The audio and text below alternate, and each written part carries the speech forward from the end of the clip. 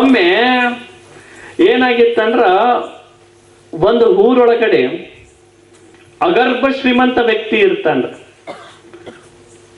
ಒಂದು 400 ಎಕರೆ ಹೊಲ ಇರುತ್ತ, ಆಸ್ತಿ ಅಂತಸ್ತು ಎಲ್ಲವನ್ನ ಗಳಿಸಿಟ್ಬಿಟ್ಟಿರ್ತಾನ.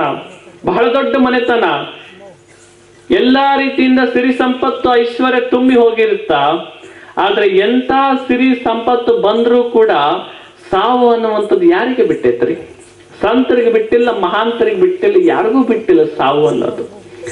ಹಂಗ ಆ ಒಬ್ಬ ವ್ಯಕ್ತಿ ಕೂಡ, ಎಲ್ಲವನ್ನ ಗಳಿಸಿದಂತ ವ್ಯಕ್ತಿಗೂ ಕೂಡ ಹುಷಾರ್ ತಪ್ಪಿಬಿಟ್ಟಿರ್ತ, ಅನಾರೋಗ್ಯದಿಂದ ಬಳಲ್ತಾ ಇರ್ತಾನೆ, ಸಾವಿನ ಹಾಸಿಗೆ ಮೇಲೆ ಮಲ್ಕೊಂಡಿರ್ತಾನೆ. ಈ was literally death on the bed ಮೇಲೆ ಮಲ್ಕೊಂಡ್ಬಿಟ್ಟಿರ್ತಾನ. ಮಲ್ಕೊಂಡಂತ ಸಂದರ್ಭದೊಳಗಡೆ ಅವನಿಗೆ 8 ಜನ ಮಕ್ಕಳು ಇರ್ತಾರ್ರಿ. 4 ಮಂದಿ ಗಂಡ್ಮಕ್ಳು, 4 ಮಂದಿ ಹೆಣ್ಮಕ್ಳು ಇರ್ತಾರ. ಹಿಂಗ ಮತ್ತ ಅಪ್ಪ ಇವತ್ತ ನಾಳೆ ಅನ್ನಕತ್ತಾನ. ಎಲ್ಲ ಮಾತು ನಿಂತೋಗ್ಯಾವ್ರಿ. ಸುಮ್ನೆ ಕಣ್ಣು ಪಿಟ್ಟಕಿಸ್ತಾನ, ಉಸುರು ಸ್ವಲ್ಪ ಮ್ಯಾಗ ಕೆಳಗ ತಗೊಂತಾನ. ಇಲ್ಲಿಂದ ಹೊಟ್ಟೆಗಷ್ಟ ಒಂದಿಷ್ಟು ಜೀವ ಐತಿ, ಉಳ್ಕಿದೆಲ್ಲೂ ಜೀವ ಇಲ್ಲ. ಮಾತಿಲ್ಲ, ಕಿವಿ ಕೇಳಲ್ಲ. ಇನ್ನೇನು ಇವತ್ತ ನಾಳೆ ಎನ್ನುವ ರೀತಿ ಒಳಗಡೆ ಸಾವಿನ ಹಾಸಿಗೆ ಮೇಲೆ ಮಲ್ಕೊಂಡಾನ. ಹಿಂಗ ಮತ್ತ ಅಪ್ಪ ಇವತ್ತ ನಾಳೆ ಹೊಕ್ಕಾನ ಅಂದಿದ್ದಕ್ಕ ಮನ್ಯಾಗಿರ್ತಕ್ಕಂತ 4 ಮಂದಿ ಗಂಡ್ಮಕ್ಳು, 4 ಮಂದಿ ಹೆಣ್ಮಕ್ಳು ಎಲ್ಲರೂ ಮನ್ಯಾಗ ಸೇರಿರ್ತಾರ. ಅಪ್ಪಗ ಒಂದಿಷ್ಟು ನೀರರ ಕುಡ್ಸಮ್ಮ ಅಂತೇಳಿ ಎಲ್ಲರೂ ಸೇರಿರ್ತಾರ. ಸೇರಿದಾಗ ಮತ್ತ ಹಂಗ ಕುತ್ಕೊಂಡಿರ್ತಾರ. ಕುತ್ಕೊಂಡಾಗ ಇವ್ರು ಬ್ರೆಡ್ ಹಣ್ಣು ತಗೊಂಬಂದ್ ಮಾತಾಡ್ಸಕ್ ಬರೋರು ಗಿರೋರು ಹೋಗ್ತಿರ್ತಾರ. ಈ ಮಕ್ಕಂಡಂತ ಅವ್ರ ಅಪ್ಪ ಅಂದ್ರ ಆ ವ್ಯಕ್ತಿ ಲಾಸ್ಟಿಗಿನ ನಾಳೆ ಇವತ್ತು ಅನ್ನೋದು ಐತ್ ಅಂದಂತ ಸಂದರ್ಭದೊಳಗಡೆ ಏನ್ ಮಾಡ್ತಾನ, ಕೈ ಹಿಂಗ್ ಮಾಡಿ ಎತ್ತಿ ತೋರ್ಸಕತ್ತಾನ. ಮಕ್ಕಂಡನ್ರಿ, ಕೈ ಎತ್ತಿ ಹಿಂಗ್ ಅಂತೇಳಿ ತೋರ್ಸಕತ್ತಾನ. ಮಕ್ಕಳಿಗೆ ಗಾಬರಿ ಆತು. ಇಷ್ಟು ವರ್ಷ ನಮ್ಮಪ್ಪ ಸುಮ್ನಿದ್ದಾನ, ಲಾಸ್ಟಿಗೆ ಇವತ್ತ ನಾಳೆ ಅನ್ನಕತ್ತಾನ. ಹಿಂಗ ಇವತ್ತ ನಾಳೆ ಅನ್ಬೇಕಾದಂತ ಸಂದರ್ಭದೊಳಗಡೆ ಯಾಕ ನನ್ನಪ್ಪ ಕೈ ಹಿಂಗ್ ಮಾಡಿ ತೋರ್ಸಕತ್ತಾನ. ಇವು ಏನ್ ಅನ್ಕಂತಾವು, ಅಪ್ಪ ಎಲ್ಲಾ ಆಸ್ತಿ ಅವು ಮರ್ತಿಲ್ ಮಾಡೋದ್ ನಮ್ಮ ಹೆಸರ್ಲಿ. ಯಾರ್ಯಾರಿಗೆ ಎಷ್ಟೆಷ್ಟು ಭಾಗ ಮಾಡ್ಬೇಕು ಅಷ್ಟು ಭಾಗ ಮಾಡಿ ಇಟ್ಟಾನ. ಇನ್ನೊಂದು ಆಸ್ತಿ ಏನಾರ ಮರ್ತು ಬಿಟ್ಟಾನ, ಏನ್ ಹತ್ತಕ್ ಗೊತ್ತಿಲ್ಲ, ನಂಗೆ ತಾನ ಸಂಪಾದನೆ ಮಾಡಿದ್ ಏನಾರ ಮರ್ತಾನ, ಏನ ಹೇಳಕ್ ಆಗವಲ್ತನ. ಪಾಪ ಕೈ ಮಾಡಿ ತೋರ್ಸಾಕತ್ತನಲ್ಲ ಅಂತಾರ. ಅಂದ ತಕ್ಷಣ ಆಸ್ತಿ ಅಂತೇಳಿ 4 ಮಂದಿ ಗಣಮಕ್ಳು ಮಾತಾಡಿದ ತಕ್ಷಣ ಹೆಣ್ಮಕ್ಳು ಸೀದಾ ಓಡೇ ಬರ್ತಾರೆ. ಏನ ಮಾತಾಡಕತ್ತಿರಲ್ಲ ಅಂತ ಬರ್ತಾರೆ ಹೆಣ್ಮಕ್ಳು. ಬಂದ್ ಅಂತಾರ, ಇಲ್ಲ ಯಾಕ ಅಪ್ಪ ಕೈ ಹಿಂಗ ಮಾಡಿ ತೋರ್ಸಕತ್ತಾನ. ಮತ್ ಯಾವ್ದ ಆಸ್ತಿ ಮರ್ತಿರ್ಬೇಕು, ಒಂದು ಎಲ್ಲಾರ ಮನಿಗೆ ಏನಾರ ತಗೊಂಡಾನ ಬಂಗಾರ, ಇವು 3ದ್ರಾಗ ಮತ್ತೇನೂ ಇಲ್ಲ.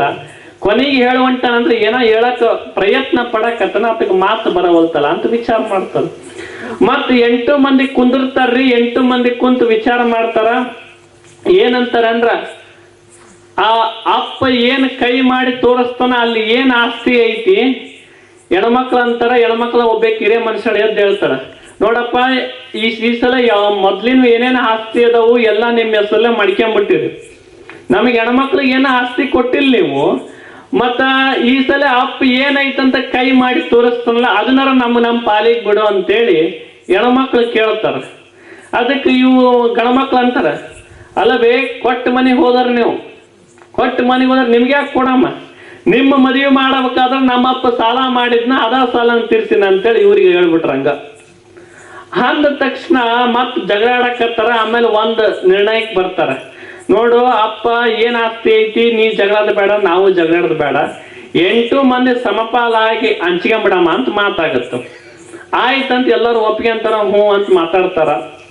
ಮಾತಾಡಿದ್ಮ್ಯಾಗ ಮತ್ತ ಅಪ್ಪಗ ಮಾತು ಬರವಲ್ತು. ಆತನ ಸ್ಥಿತಿ ಹೆಂಗಾಗೈತಪ್ಪ ಅಂತಾರ, ಏನ್ ಹೇಳ್ಬೇಕನ್ನುವಂಥದ್ದು ಕೂಡ ಗೊತ್ತಾಗವಲ್ತು. ಕೈ ಹಿಂಗ್ ಮಾಡಕತ್ತಾನ, ಮಾತು ನಿಂತೋಗೈತಿ. ಮತ್ತೆ ಹೆಂಗ ಮಾತಾಡ್ಸ್ಬೇಕು? ಅದಕ್ಕ ಡಾಕ್ಟರ್ನ ಕರೆಸ್ತಾರೆ. ಡಾಕ್ಟರ್ನ ಕರೆಸಿ, ಹಿಂಗ್ರಿ ಡಾಕ್ಟ್ರ, ನಮ್ಮಪ್ಪರು ನಾಳೆ ಇವತ್ತು ಅನ್ನಕತ್ತಾರ್ರಿ, ಅವ್ರು ಏನ ಹೇಳ್ಬೇಕ ಅನ್ನಕತ್ತಾರಿ, ಕೈ ಹಿಂಗ ಮಾಡಿ ತೋರ್ಸಾಕತ್ತಾರ, ಆದ್ರೆ ಏನಂತ ಗೊತ್ತಾಗವಲ್ರಿ, ನಮ್ಮ ತಂದೆಯರಿಗೆ ಸ್ವಲ್ಪ ಮಾತು ಬರ್ಬೇಕು ನೋಡ್ರಿ ಅಂತ. ಅಂದ ತಕ್ಷಣ ಅವಾಗ ಗೊತ್ತಾಗಂಗಿಲ್ಲ. ಅವ ಮತ್ತೆ ಇನ್ನೊಬ್ಬ ದೊಡ್ಡ ಡಾಕ್ಟ್ರಿಗೆ ಫೋನ್ ಮಾಡಿ ವಿಚಾರ ಮಾಡ್ತಾನ, ಪ್ರಸಂಗ ಹಿಂಗಾಗೈತಿ, ಮತ್ತೆ ಏನ್ ಮಾಡ್ಬೇಕ್ರಿ ಅಂತ. ಅವಾಗ ಡಾಕ್ಟರ್ ಜೋಡಿ ಮಾತಾಡಿ, ಈ ಡಾಕ್ಟರ್ ಅಂತಾನ, ಏನಿಲ್ಲಪ್ಪ ನಿಮ್ಮ ಅಪ್ಪಗ ಮಾತಲ್ಲ, ನಾನು ಮಾತು ಬರೆಸ್ತೀನಿ, ಒಂದು 2 ಇಂಜೆಕ್ಷನ್ ಮಾಡ್ಬೇಕು ನೋಡು ಅಂತಾನ. ಎಷ್ಟ್ರಿ? 2 ಇಂಜೆಕ್ಷನ್ ಮಾಡ್ಬೇಕು ನೋಡ್ರಿ. ಆಯ್ತು ಇಂಜೆಕ್ಷನ್ ಎಲ್ಲ ಮಾಡ್ರಿ. ಇಂಜೆಕ್ಷನ್ ಮಾಡಕಪ್ಪ ನಮಗೂ 2 ಷರತ್ತು ಅದಾವ, ಹೇಳ್ರಿ. 1 ಇಂಜೆಕ್ಷನ್ನಿಗೆ 1.5 ಲಕ್ಷ ರೂಪಾಯಿ ಆಗುತ್ತೆ ನೋಡ್ರಿ ಅಂತ. 1 ಇಂಜೆಕ್ಷನ್ಗೆ 1.5 ಲಕ್ಷ ರೂಪಾಯಿ ಆಗುತ್ತಾ ಅಂತ ಹೇಳ್ತಾರೆ. ಮತ್ತೆ 2 ಇಂಜೆಕ್ಷನ್ಗೆ ಎಷ್ಟಾಯ್ತು? 3 ಲಕ್ಷ. ಮತ್ತಂತರ ದೊಡ್ಡ ಆಸ್ತಿ ಬರ್ತಾರ 3 ಲಕ್ಷ ಹೇಳ್ರಿ, ಇನ್ನೊಂದು ಲಕ್ಷ ಹೋಗಲ್ಲ ಹೊಡಿರಿ ಇಂಜೆಕ್ಷನ್ ತಗೊಂಬರ್ರಿ ಅಂತಂತ ಅಂದ್ಮ್ಯಾಗ ಇನ್ನೂ ಒಂದು ಷರತ್ತು ಹೇಳ್ತಾರೆ. ನೋಡಪ್ಪ ಇಂಜೆಕ್ಷನ್ ಮಾಡ್ತೀವಿ, ನಿಮ್ಮಪ್ಪ ಮಾತು ಆಡ್ತಾನ, ಅದು ಏನನ್ನೋದು ಹೇಳ್ತಾನ, ಹೇಳಿದ ಮ್ಯಾಗ ನಿಮ್ಮಪ್ಪ ಜೀವ ಹೋಗುತ್ತೆ ನೋಡಪ್ಪ ಅಂತಾರ. ಸರ ಇವತ್ತ ನಾಳೆ ಒಕ್ಕ ನಮ್ಮಪ್ಪ ಇಲ್ಲ ಅನ್ನಂಗಿಲ್ಲ, ಅದು ಏನೈತಂತ ಹೇಳಿ ಹೋದ್ರ ಆತನ ಆತ್ಮಕ್ಕೂ ಸ್ವಲ್ಪ ಶಾಂತಿ ಸಿಗುತ್ತಾ ಅಂತ. ಅಂದ್ರೆ ಇವ್ರ ಆತ್ಮ ತೃಪ್ತಿಗಾಗಿ ಆತನ ಆತ್ಮಕ್ಕೆ ಶಾಂತಿ ಕೊಡ್ತಾರಂತ. ಅಂದ ತಕ್ಷಣ ಇಂಜೆಕ್ಷನ್ ತರಿಸ್ತಾರ. 1 ಇಂಜೆಕ್ಷನ್ ಮಾಡಿದ ತಕ್ಷಣ ಗಣಮಕ್ಳು ಬಂದು ನಿಂತಿರ್ತಾರೆ. 2ನೇ ಇಂಜೆಕ್ಷನ್ ಮಾಡ್ಬೇಕು ರೆಡಿ ಮಾಡತ್ಲೆ ಹೆಣ್ಮಕ್ಳೆಲ್ಲಾರ ಬರ್ತಾರ. ಈ ಸೊಸಿ ಇರೋರು ಏನ್ ಮಾಡಾಕತ್ತಿರ್ತಾರ, ಸೊಸಿ ಒಬ್ಬಾಕಿ ಹಿರೇ ಸೊಸಿ ನಮ್ಮ ಮಾವಾರ್ ನನ್ನ ಮೇಲೆ ಬಾಳ ಜೀವಿದ್ರು, ಏನಾರ ನೆಕ್ಲೇಸ್ ಗಿಕ್ಲೇಸ್ ನನ್ನ ಹೆಸರು ಬರ್ದಿಟ್ಟು ಹೋಗ್ಯಾರ ಏನು, ಬೋರ್ಮಳ್ ಸರ ಏನಾರ ಇಟ್ಟಾರ ಏನು ಅಂತ ಇವು ಅವ್ರ ವಿಚಾರದಾಗ ಅವ್ರ ಅದಾವ. ಹೆಣ್ಮಕ್ಳು ಗಣಮಕ್ಳಿಗೆಲ್ಲ ಆಸ್ತಿ ಮಾಡ್ಯಾರ, ಹೆಣ್ಮಕ್ಳ ಮ್ಯಾಗ ನಮ್ಮಪ್ಪ ಬಾಳ ಜೀವಿ ಇದ್ದ, ಹೆಣ್ಮಕ್ಳಿಗೆ ಒಂದಿಷ್ಟು ಆಸ್ತಿ ಕೊಡ್ಬೇಕಂತ ಏನಾರ ಮಾತಾಡ್ಯಾನ, ಏನಾರ ಬರ್ದಾನ ಏನಂತ ಇವು ಕಾಯ್ಕಂತ ಕುಂತಿರ್ತಾವ. 2 ಇಂಜೆಕ್ಷನ್ ಮಾಡ್ತಾರೆ. ಇಂಜೆಕ್ಷನ್ ಮಾಡಿದ ತಕ್ಷಣ ಇಂಜೆಕ್ಷನ್ ಅವು ಎಲ್ಲವೂ ಕೂಡ ಸುತ್ತಲೂ ನಿಂತ್ಕೊಂಡು ಕಣ್ಣು ಬಿಡ್ಕೊಂಡು ನೋಡ್ತಾವ, ಅಪ್ಪ ಏನ್ ಹೇಳ್ತಾನಂತ. ಇತ್ತು ಇಂಜೆಕ್ಷನ್ ಮಾಡಿದ ತಕ್ಷಣ ಮಾತು ಬರ್ತಾವ್ರಿ. ಮಾತು ಬಂದ ತಕ್ಷಣ 2 ಮಾತು ಹೇಳ್ತಾನೆ. ನನ್ನೇನ್ ನೋಡ್ತಿರೋ ಅಲ್ಲಿ ಎಮ್ಮಿ ಕರ ಕಸಬರಿ ತಿನ್ನಕತ್ತಂತೇಳಿ ಸತ್ತೋಗ್ಬಿಡ್ತಾನೆ. ದನದ ಕೊಟ್ಟಿಗೆ ಎಮ್ಮಿ ಕರ ಕಸಬರಿ ತಿನ್ನಕತ್ತಂತೇಳಿ ಸತ್ತೋಗ್ಬಿಡ್ತಾನ. ವಿಚಾರ ಮಾಡ್ಬೇಕ್ರಿ, ಅಪ್ಪನ ಜೀವನೂ ಕೂಡ ಹೋಯ್ತು, ಆಮೇಲೆ ಇಂಜೆಕ್ಷನ್ 3 ಲಕ್ಷ ರೂಪಾಯಿನೂ ಕೂಡ ಹೋಯ್ತು. ಎದಕ್ಕೆ ಬಂತ್ರಿ? ಹಿಂಗ್ ಹಾಕ್ಬಾರ್ದು ನಮ್ಮ ಜೀವನ, ಹೌದಿಲ್ಲ? ಅದಕ್ಕೆ ನಾನು ಬಹಳ ಕಡೆ ಹೇಳ್ತಿರ್ತೀನಿ, the colour of cat is not important, the colour of cat is not important, how cat catch the rat is important ಅಂತ ಹೇಳ್ತಿರ್ತೀನಿ. ಅಂದ್ರೆ ಒಂದು ಬೆಕ್ಕು ಯಾವ ರೀತಿ ಇಲಿಯನ್ನ ಬೇಟೆಯಾಡುತ್ತೆ ಅಂತ ಮುಖ್ಯ ಆಗಂಗಿಲ್ಲ, ಯಾವ ಬಣ್ಣದೈತೆ ಅನ್ನೋದು ಮುಖ್ಯ ಆಗಂಗಿಲ್ಲ, ಯಾವ ರೀತಿ ಇಲಿಯನ್ನ ಬೇಟೆಯಾಡುತ್ತೆ ಅನ್ನೋದು ಮುಖ್ಯ ಆಗ್ತದೆ. ಹಂಗೊಬ್ಬ ಮನುಷ್ಯನಲ್ಲಿ ಹಣವನ್ನಿದ್ದ ನಿಜವಾದ ಸಾಧಕನಾಗೋದಕ್ಕೆ ಸಾಧ್ಯ ಇಲ್ಲ. ಹಣದ ಜೊತೆಗೆ ಯಾವ ವ್ಯಕ್ತಿ ಒಳ್ಳೆಯ ಗುಣವನ್ನು ಇಟ್ಟುಕೊಂಡಿರ್ತಾನಲ್ಲ, ಅವನ ಸಾಧಕರ ಸಾಲಲ್ಲಿ ನಿಂದ್ರೋದಕ್ಕೆ ಸಾಧ್ಯ ಆಗ್ತದೆ ಅನ್ನುವಂಥದ್ದು ತಾವು ತಿಳ್ಕೊಳ್ಬೇಕು.